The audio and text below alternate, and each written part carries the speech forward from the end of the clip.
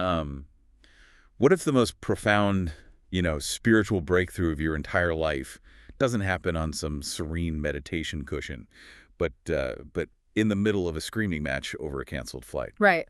Or during like a desperate 3 a.m. panic attack. Yeah, exactly. Mhm. Because today we're doing a deep dive into an ancient psychological framework that makes a pretty staggering claim. It really does. It says your ugliest, most transactional, most deeply desperate moments aren't a barrier to enlightenment. They're actually the exact required starting line. Which completely upends, our conventional wisdom. Oh, totally. Because we have this really pervasive modern assumption that approaching any kind of higher consciousness, it requires this pristine entry point. Right, like you have to have pure vibes only. Exactly. Like you must drop your ego at the door, arrive with, totally pure intentions, and leave all your messy human desires behind. But the text we're examining today, they argue that waiting for a pure intention is, it's a fool's errand. You have to start in the mud. You really do. Well, welcome to today's deep dive, everyone. Our mission today is to dissect this remarkably precise psychological profile of human motivation. Mm-hmm. We've got a few things on the desk today. We are looking at two specific verses, shlokas 7.15 and 7.16 from the Gita, featuring the words of Krishna. Right. But, and this is the crucial part, we are anchoring this ancient text with a highly analytical contemporary commentary and a life guide. Yeah. Which acts as this incredible bridge. It really does. It's Yeah. like a translation layer bridging centuries-old philosophy with modern cognitive behavioral patterns. Yeah. So we are going to decode the stark contrast between the mindsets that, fiercely resist spiritual growth and the surprisingly relatable, deeply human ways we actually begin our inner journeys. And I think it's important to set up just how timeless this text is. Definitely. Because the value here isn't just that it's archaic poetry, it's in its surgical accuracy regarding human behavior. Yeah, it's a highly accurate spectrum of human motivation that we still see, like, in ourselves and others every single day. Exactly. If you strip away the cultural context, you're essentially looking at a diagnostic manual for the human ego. Wow. Yeah. It maps out the exact psychological roadblocks we construct today and the specific mechanisms required to dismantle them. So let's start with those roadblocks then, because the text begins with a psychological diagnosis that is almost, it's almost shocking in its brutality. It really is. Yeah, so Shloka 7.15 details the walls we build to keep the universe out. I'm going to read the direct translation of the meaning from our sources. Go for it. Okay, it says, those who are miscreants, grossly foolish, lowest among mankind, whose knowledge is stolen by illusion, and who partake of the atheistic or demonic nature do not surrender unto me. Yeah, it's a lot. That is incredibly heavy. I mean, if we're looking at this as a psychological text, phrases like demonic nature and lowest among mankind, they sound a little less like behavioral analysis and more like, a divine temper tantrum. I know. It reads as highly aggressive, especially if you view it through this lens of like moral judgment. Right. But the contemporary commentary asks us to look at the mechanics of what is actually being described here. Okay. This isn't merely about good versus evil in some, comic book sense. It's describing the literal pathological barriers of the human ego. I see. So when it uses phrases like grossly foolish or demonic, it's pointing to a state of extreme arrogance coupled with profound delusion. And the critical phrase in that verse, the one we really need to focus on, is whose knowledge is stolen by illusion. Okay. The concept of Maya. Precisely, Maya. Which I feel like Maya is often lightly translated as just, illusion. Right.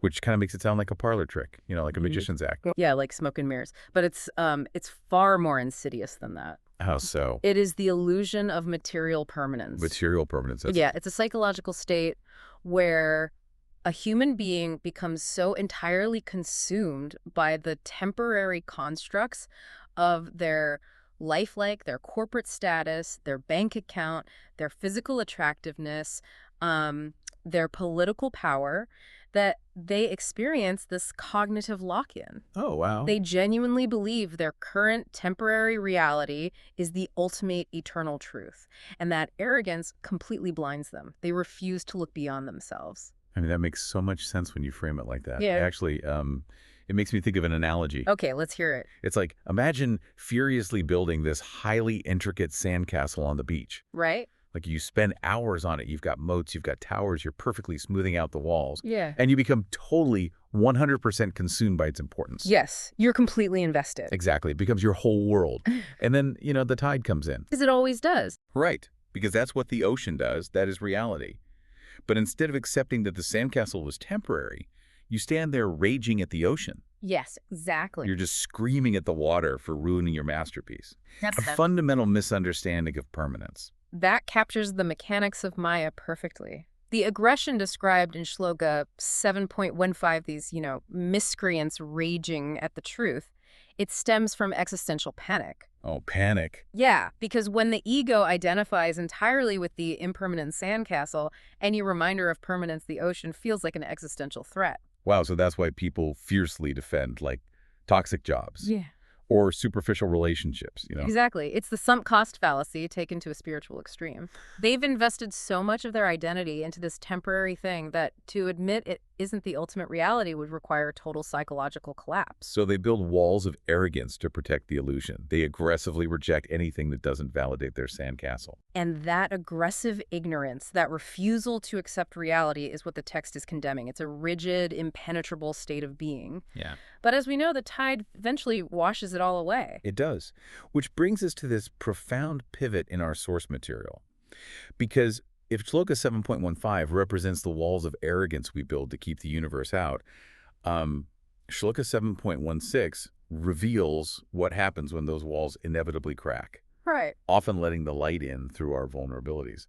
But I have to say, I struggle a bit with this transition. Okay, why is that? Well, usually we think approaching the divine or, starting a spiritual journey, it requires perfect selfless enlightenment from day one. But this text says otherwise. Yes, it completely says otherwise. And that's the genius, the profound compassion in Shloka 7.16. Compassion. Yes, because Krishna validates 4 very human, often highly messy starting points. And he labels all of these seekers as Sukritina. Okay, Sukritina, which translates to pious or noble individuals, right? Exactly. There is no demand for instant perfection here. See, this is where I want to push back a little on behalf of our listeners. Sure. Because when we actually look at who the text is calling noble, the bar seems, incredibly low. It can look that way at first glance, yeah. Like, let's break down these 4 types. Let's look at the first category, the arta, which translates to the distressed. Right, the distressed. This is someone who only turns outward, who only starts asking big questions because their life has completely fallen apart. Yes. We're talking about severe trauma, maybe financial ruin, the loss of a loved one, or, a terrifying health crisis. A cancer diagnosis, a sudden divorce, exactly. They aren't looking for enlightenment. They're just looking for an escape hatch from their pain, the vulnerability of hitting rock bottom. So isn't calling them noble kind of watering down the concept of spiritual seeking? I get why you'd ask that. It might seem like a low bar if you are judging the aesthetic of their spirituality. Right. But look at the mechanism. Why is the arta considered noble? Because trauma has accomplished what intellectualism often cannot do. It has forcefully smashed the sandcastle. Oh, wow. Okay. The arrogance described in 7.15 is gone. When you are in the grips of a 3 a.m. panic attack or you're sitting in a doctor's office waiting for biopsy results, your illusion of control is absolutely shattered. You realize you aren't the author of the universe. Exactly. You're forced to admit it. The text calls them noble because in their sheer desperation, they finally look outside themselves. Yeah. The ego has been structurally compromised. They are admitting, I cannot fix this with my own power. And that vulnerability, even if it is entirely forced upon them by hardship, is the necessary prerequisite for any real inner growth. I see. It's a legitimate, incredibly powerful entry point. Okay, I can see the structural value of desperation. It forces a reset. But desperation isn't exactly a sustainable fuel source. No, it's not. Eventually, the panic attack subsides, the biopsy comes back clear, the crisis passes. So if your entire inner journey is fueled by distress, what happens when you aren't distressed anymore? That is a great question. And it transitions us perfectly to a much more calculated motivation. The second category in the text is the artharthi, or the seeker of gain. And see, this one is even harder for me to swallow as noble. Really? Yes. Because the artharthi is just purely transactional. They're approaching a spiritual practice, or the divine, because they want a specific material reward. Right. The commentary points out this is the person praying for a successful career, financial stability, family well-being. Or starting a meditation habit purely because some tech CEO on a podcast told them it would increase their corporate productivity. Yes, or praying for their mortgage application to get approved. It is the absolute epitome of treating the universe as a transaction. It's like spiritual bribery. It is, yeah. I will give you 20 minutes of mindfulness, or I'll go to the temple if you give me a six-figure salary. How does a text possibly justify calling this greedy approach a noble pursuit? It's fascinating, isn't it? To understand why it's validated, we have to look at the locus of control. Okay. Yes, the Artharthai is motivated by material gain. Yes, they're still deeply entangled in the illusion of Maya, believing that the promotion or the new house is going to bring them ultimate fulfillment. Which it won't. Right, which it won't. However, notice how they are trying to achieve it. Well, they're asking for help. Exactly. They are acknowledging a higher framework. The truly arrogant person from 7.15, the one holding the sandcastle, believes they are the sole architect of their success. They worship only their own effort. Oh, I see. The Artharthe, despite their material focus, has recognized a fundamental truth. There are forces at play larger than their own ego. Yeah. They are engaging in a dialogue with the universe, even if that dialogue is currently just a negotiation. The communication channel is finally open. So it's essentially saying, you are here for entirely the wrong reasons, but hey, at least you were in the room. Yes, because once you are in the room, the curriculum can begin to change you. That's a great way to put it. Now, if we look at the desperation of the Arda and the ambition of the Artharthi, they are both very worldly drivers. They are circumstantial. Right, you're either running away from pain or running toward pleasure. Exactly.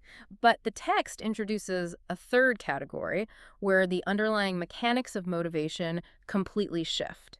There is a specific type of energy in this third category that acts as a powerful engine for lifelong transformation. And this is the Jinasu. The inquisitive. Yeah, the Jinasu. Yeah. This is the turning point in human evolution according to this framework. Okay, so this is the lifelong learner. Right. The Jinasu isn't driven by a sudden health crisis, and they aren't trying to extract a material reward from the universe like a promotion. Their engine is pure, unadulterated intellectual curiosity. I love that. So this is the person who spends hours going down like Wikipedia rabbit holes about quantum mechanics, ancient history, philosophy. Yes. And not because there is a test tomorrow, and not because it will help them get a raise, but just because they have this visceral need to understand the architecture of reality. It is a fundamental thirst for clarity.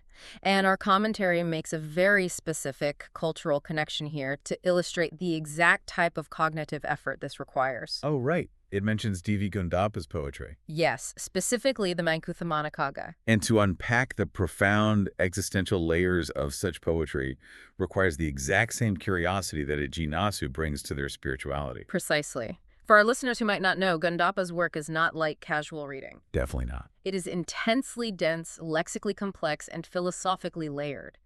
It is structurally designed to resist passive consumption. You can't just skim it on your lunch break. No, you really can't. The language and the philosophical paradoxes embedded in it, they force the reader's brain into a state of active processing. It requires a rigorous analytical curiosity. Yeah. You have to wrestle with the text, dismantle its metaphors, and synthesize its contradictions. The commentary uses this as a prime example of the Jinasu energy. Wow. A true seeker approaches the mysteries of existence with the same rigorous, uncompromising intellectual effort required to decode a masterpiece of philosophical poetry. But, and I want to point out a crucial detail from the source material here, it's not just about outward curiosity. Right. It isn't just about reading dense books or memorizing facts about the cosmos. The real magic, the real psychological benefit, happens when we direct that deep analytical curiosity toward our own inner workings. Yes, metacognition, thinking about your own thinking. Exactly.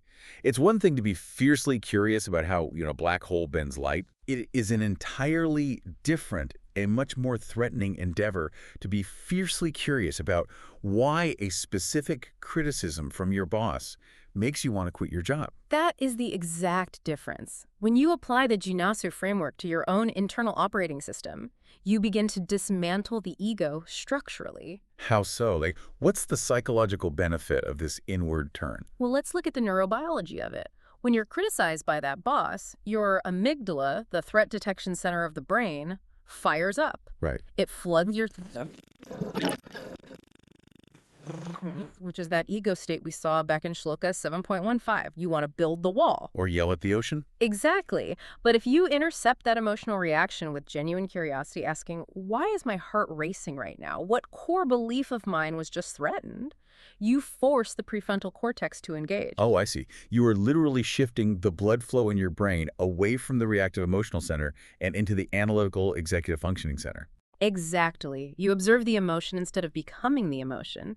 And this inward curiosity is the ultimate antidote to Maya. Because you're keeping the mind agile. Yes, agile, open, and spiritually vibrant.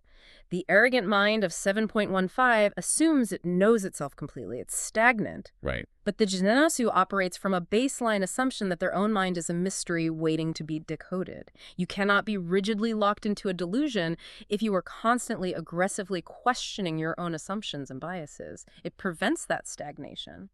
That is such a powerful tool, just staying agile.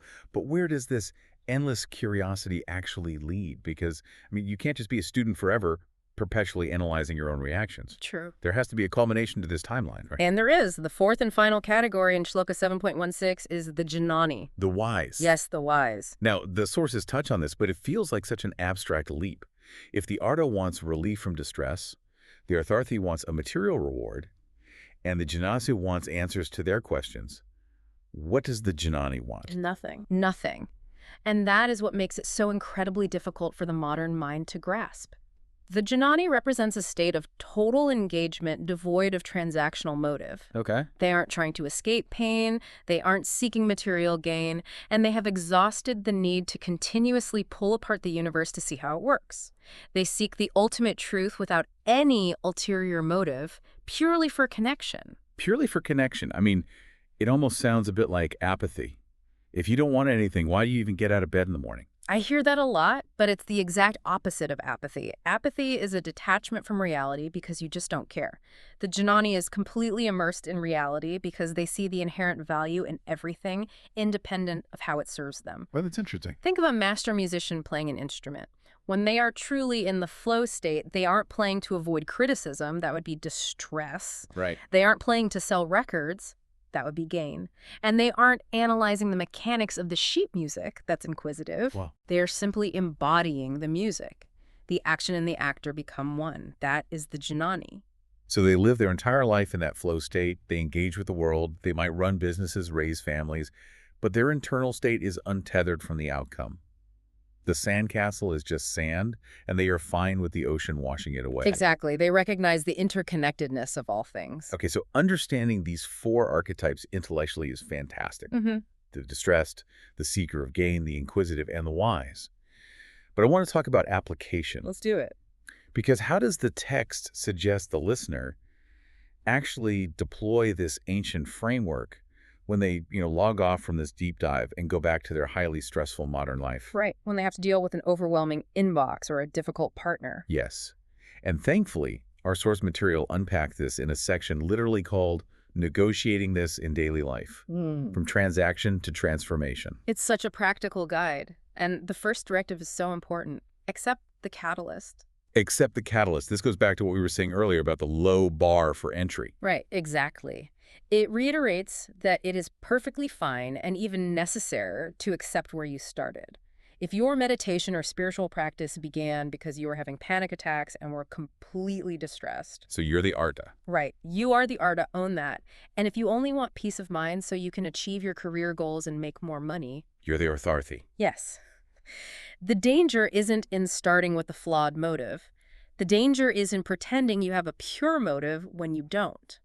Acknowledging your current operational state is the first step of becoming inquisitive, becoming the Jinasu. You have to observe the truth without judgment. Exactly. But the life guide doesn't just let you stay there in that transactional state.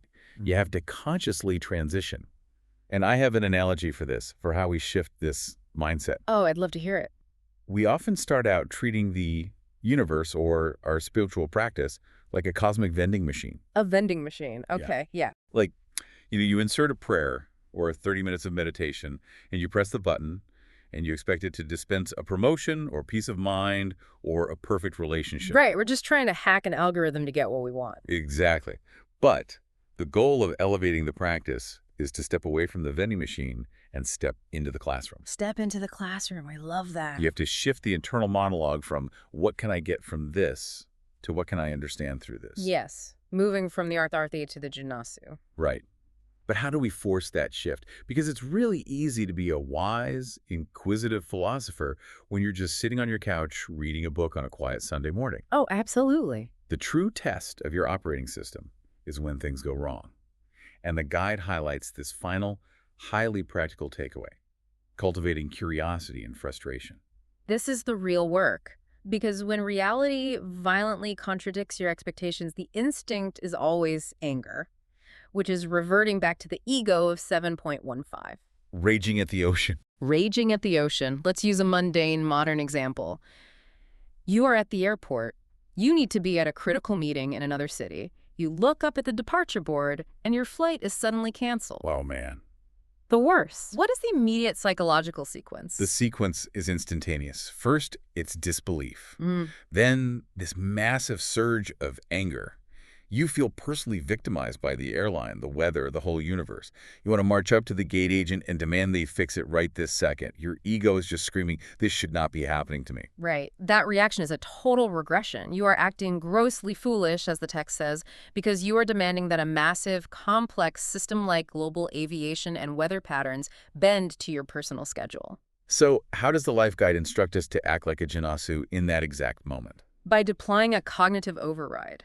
In that moment of intense friction, when the anger spikes, the guide suggests you pause and get curious. You ask a very surgical question. What is the situation trying to teach me about my own attachments? Wow. What is this situation trying to teach me about my own attachments? That is a brutal question to ask yourself when you are standing furiously at gate B12. It is deeply uncomfortable, which is exactly why it works. It forces that inward turn. When you ask that question, you suddenly realize you aren't actually angry at the airplane. The airplane is just a piece of metal. Right. You are angry because your attachment to the illusion of control has been exposed. You're attached to your identity as a reliable professional who never misses a meeting. You're attached to a hyper-rigid timeline that never actually existed outside of your own head. And by getting curious about that attachment, the anger just begins to dissolve. It has to. Because you can't simultaneously be furious at the gate agent and deeply curious about your own psychological fragility. The brain just can't hold both states at once. Exactly. You utilize the frustration as a curriculum. Every time you are triggered, you treat it as raw data. You use the jinasu energy as a real-time defense mechanism against the ego's desire to calcify. It fundamentally changes your relationship with adversity. It's no longer this obstacle to your peace. It is literally the laboratory where you study your own mind. That is the practical application, taking it out of the text and into the airport terminal. I think that is incredible. And as we bring this deep dive to a close, I want to speak directly to you, the learner listening right now. We've mapped out a really comprehensive psychological landscape today. We look at the rigid defensive walls of the ego, and we explored the 4 entry points to breaking down those walls. I want you to honestly reflect and audit your own life right now. Which of these 4 paths resonates most with where you are in your life right at this very moment? It's a great question to ask yourself. Are you the arta, the distressed? Is your motivation driven purely by a need to survive a crisis that just shattered your illusion of control? Or maybe you're the artharthi, the seeker of gain. Are you engaging in self-improvement as a transaction?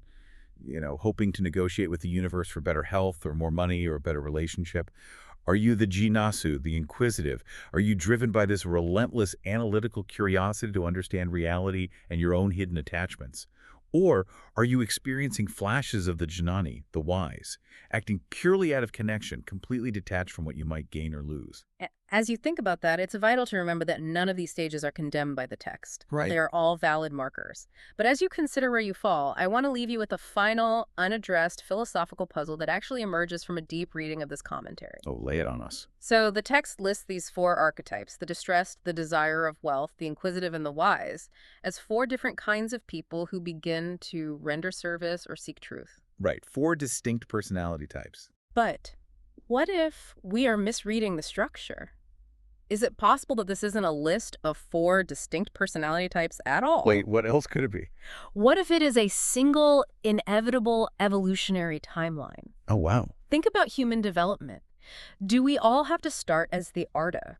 Does every single one of us require the universe to violently strip away our illusions through pain before we even possess the humility to look outward? That is a wild thought. And once we survive that pain, are we structurally required to become the Earth-earthy? Do we have to test our new relationship with the universe through the messy transactional pursuit of our worldly ambitions? You're suggesting that the algorithm hacking phase, the vending machine phase, isn't just a detour. It's a mandatory developmental stage. Precisely. You have to realize that material gains do not provide ultimate fulfillment by actually acquiring them or striving for them and feeling the emptiness that follows. Only when fear and greed completely exhaust themselves as fuel sources can the mind truly transition into the sustainable curiosity of the Jijnasu. This is blowing my mind a little bit.